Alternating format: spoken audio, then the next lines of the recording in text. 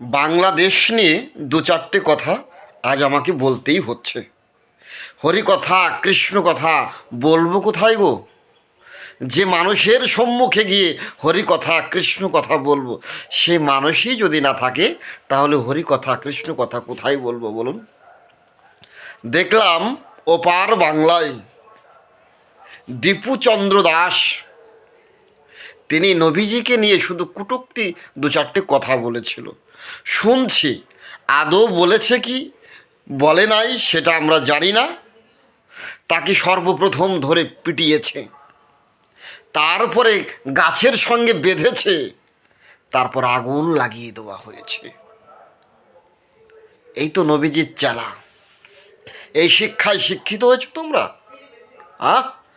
মানুষকে মানুষ বলে মান্যতা দিচ্ছ না। নবীজিকে নিয়ে যদি কুটু কথা বলেই থাকে, সে অপরাধী। আর সেই মানুষটাকে জীবনের মতো তাকে নিধন করে দিয়েছ, তার মায়ের কুল থেকে তাকে কেড়ে নিয়েছ। তোমরা কত বড় অপরাধী গো, সেটা বলতে পারবে? এটাই নবীজির বিচার? এই চিন্তাধারা নিয়ে চলছেন? আমার ঘৃণা হয় ওই ধর্মের প্রতি। যদি এটাই হয়ে থাকে ওই নীতি, আমার ঘৃণা হয়। আর ভারতবর্ষের বুকে যে সমস্ত কবিবর এখনও আছেন, বড় বড় বাউল শিল্পীরা আছেন, বড় বড় রামায়ণ শিল্পীরা আছেন, তারা হরি কথা কৃষ্ণ কথা ভক্ত সমাজে গিয়ে বলবেন, বলার সুবিধা সুযোগ পাবেন তো? আপনারা এখন তর্জন গর্জন করে উঠুন আর সভা করুন, সনাতনদের জাগ্রত করুন। এই রকম না করলে কিন্তু ভূত ভবিষ্যৎ খুব অন্ধকার।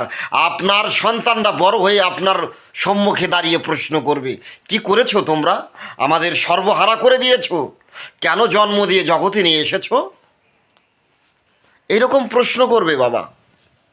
আর আমি সর্বপ্রথম একটা কথাই বলতে চাই, আমরা মোবাইলের মধ্যে যে দেখেছি যে দীপুচন্দ্র দাসকে গাছে তুলেছে, সাদা পোশাক পরা যে ছেলেটা, কালো পোশাক পরা যে ছেলেগুলো ছিল, ওদেরকে ধরে এনে রাজপথে খোলাখুলি গুলি করতে হবে।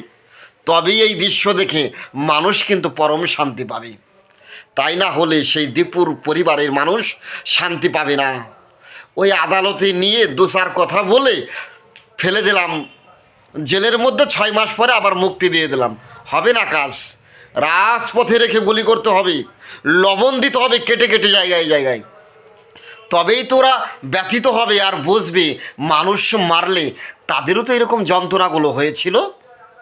জয় হরি বল। আমি ছাড়ছি। জয় ভবা।